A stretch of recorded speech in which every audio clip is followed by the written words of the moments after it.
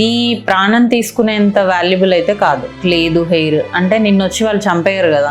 Hair లేకపోవడం వల్ల నీకు జాబ్ ఇవ్వనని చెప్పరు కదా. Hello ma'am. హలో అండి. బట్టతల ఉంది అని ఆయనకు పిల్లనివ్వట్లే, ఎవరు పెళ్లి కావట్లే, దానికి ఆయన వెళ్ళి సూసైడ్ చేసుకున్నాడు. అసలు వాడు అంటున్నాడు, అన్న నాకు మా అన్నం చూస్తున్నట్టు అనిపిస్తుంది, ఇవన్నీ చూస్తా అంటే నాకు అర్థం కావట్లా, అసలు రేపు ఏమవుతుంది అన్న, ఇంకా నిజంగా మనం హెయిర్ని ఇట్లనే చూసుకుంటామా, ఇట్లనే చేస్తామా. నేను పాస్ట్లో చేసిన కొన్ని పాడ్కాస్ట్ గెస్ట్లలో కూడా కొంతమంది ఏం చేసినారంటే, హెయిర్ కాదు మ్యామ్, అది గుండు ఉంటుంది, దానిపైన డాట్ డాట్ డాట్ లాగా ఉంటుంది, అది డోంట్ నో ఏమంటారు దాన్ని, హెయిర్ లానే అనిపిస్తుంది దూరం నుంచి చూస్తే, కానీ బట్టతలు ఉన్నట్టు అనిపిస్తుంది. మైక్రో పిగ్మెంట్ అనుకుంటాను ఆ డాట్స్. సో ఏజ్ చాలా ఎక్కువైనా సరే people are fighting for that. ఇంకా రేపు మన లైఫ్ స్టార్ట్ చేయాలని, న్యూ బిగినింగ్ స్టార్ట్ చేయాలనుకున్నవాడు ఫైట్ చేస్తున్నాడు. సో వాళ్ళందరికి సొల్యూషన్ ఏంది అసలు? ఆ సిచ్యువేషన్ ఎన్నప్పుడైతే మాకు వాడు అప్సెట్ అయినాడు, మేమంతా కూడా కొంచెం సేపు అప్సెట్ లోనే ఉన్నాం. సో అట్లాంటి సిచ్యువేషన్ చూసినప్పుడు మీకు ఏమనిపిస్తుంది, దానికి సొల్యూషన్ ఏంటి, ప్రాపర్ సొల్యూషన్ ఏంటి? సో హెయిర్ లాస్ అనేది ప్రస్తుతం చాలా కామన్గా ఉన్న ప్రాబ్లం.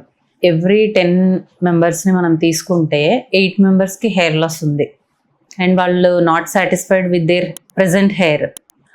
సో పక్కన వాళ్ళు అనడంతో ఇంకా డిప్రెషన్లోకి వెళ్ళిపోతున్నారు. మీరు చెప్పిన డాక్టర్ సిచ్యువేషన్ కానివ్వండి, అతను కూడా ఏంటి, మ్యారేజ్ సెట్ అయింది, ఆ అమ్మాయి నీకు హెయిర్ లేదని మళ్ళీ రిజెక్ట్ చేసింది ఆఫ్టర్ దేర్ ఎంగేజ్మెంట్.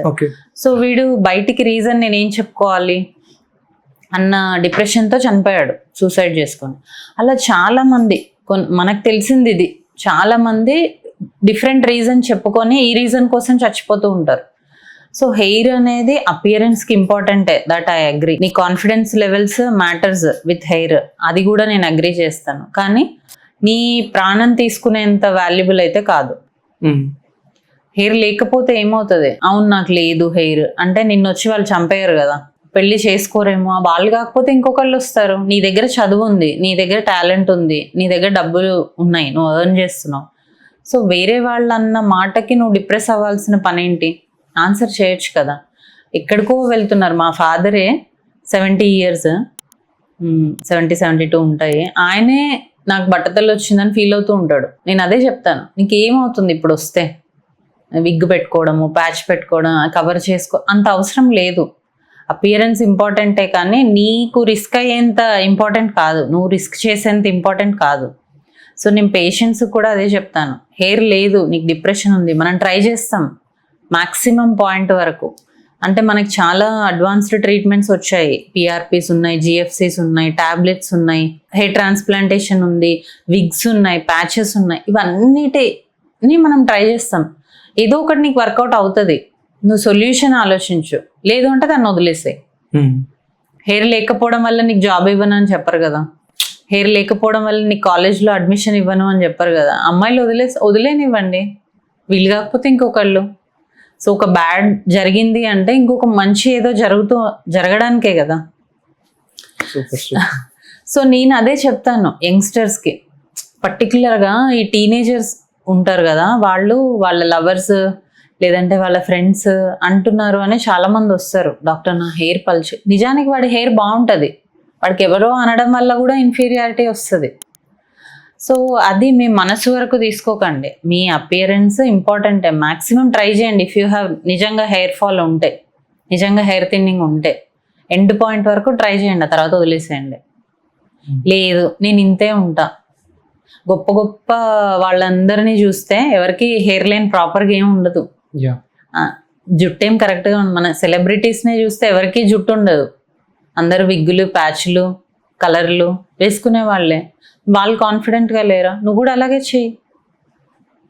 మనం హెయిర్ కోసం ప్రాణం తీసుకునేంత వరకు వెళ్ళకూడదు. నిన్న అసలు ఒకళ్ళు జడ్జ్ చేసే వరకే వెళ్ళొద్దు కదా. నువ్వు నీకు హెయిర్ లేదు, నువ్వు వేస్ట్ అంటారా అని, వాడు అందం వల్ల నువ్వు వేస్ట్ అయిపోవు కదా. సో మీ వర్క్లో ఫోకస్ చేయండి, మీ పనిలో ఫోకస్ చేయండి. మీ పేరెంట్స్ మీతో ఎప్పుడు ఉంటారు కాబట్టి వాళ్ళని రెస్పెక్ట్ చేయండి. చిన్న చిన్న విషయాలకి, హెయిర్ లేదనో, స్కిన్ బాగాలేదని, నల్లగా ఉన్నామని, బట్టతల ఉందని, చిన్న చిన్న వాటికి ఆ డిప్రెషన్ స్టేట్కి వెళ్ళి సూసైడ్ లాంటివి చేసుకోవద్దు. ఇది నా సిన్సియర్ అడ్వైజ్. నేను వచ్చే పేషెంట్స్ కూడా అదే చెప్తా, చిన్నపిల్లలకి పెద్దవాళ్ళకైనా సరే. హెయిర్ లేదండి, ఏమవుతుంది ఇప్పుడు, ఏం కాదు కదా, మీరు సర్వైవ్ అవుతున్నారు, మీ హెల్త్ బాగుంది కదా, హ్యాపీగా ఉండండి అని చెప్తాను. Super ma'am.